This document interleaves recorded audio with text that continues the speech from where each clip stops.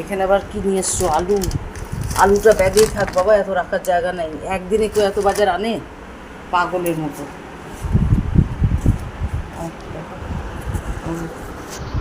এখানে আবার এতগুলো ডিম। কটা? 12টা ডিম নিয়ে এসছো। হাঁস আর ফার্ম মিলিয়ে। ঠিক আছে, সরুন। পাঁপড় টেনে ভালো করছো, রাতুল তো পাঁপড় ছাড়া কিছু খায় না। কলাইয়ের ডাল 500, এটা আমার একাদশীর বাদাম।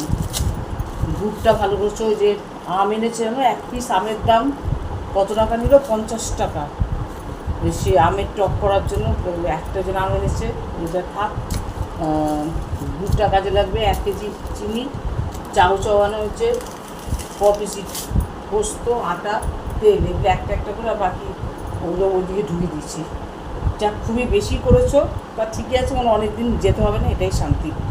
যাই হোক বন্ধুরা, এগুলো আমি এখন গোছাবো বলে না বার করেছি, ওই জন্য মনে হলো একটু ভিডিওটা করে না। তোমরাই মানে পাড়ার প্রতিবেশীদের বাড়িতে আগে আমরা লোকের বাড়িতে গিয়ে গিয়ে গল্প করতাম, তো কিরে আজ কি আনলি। এখন তোমাদের ইউটিউব হতে আমার ওই দিকের ফ্রেন্ডসদেরকে আমি সব কিছু শেয়ার করে না, একটু আরাম লাগে, গল্প করার লোক নাই। ও আর ওইখানে কমলালেবু, কমলালেবু তো অনেকগুলো টাকা নিল, মানে 7টা 100 টাকা। আবার কমলালেবু চলছে। সে মেয়েগুলো আস্তে আস্তে ওঠাই, অর্গানাইজ করি। তাহলেই তো আমি এমনি তোমাদের দেখালাম, তোমরা প্লিজ কিছু মাইন্ড করো না।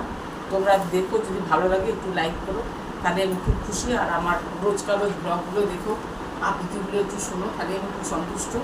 আমাকে সাবস্ক্রাইব করে অবশ্যই আমাকে ভালোবাসা দিয়ে যাও এরকমভাবে।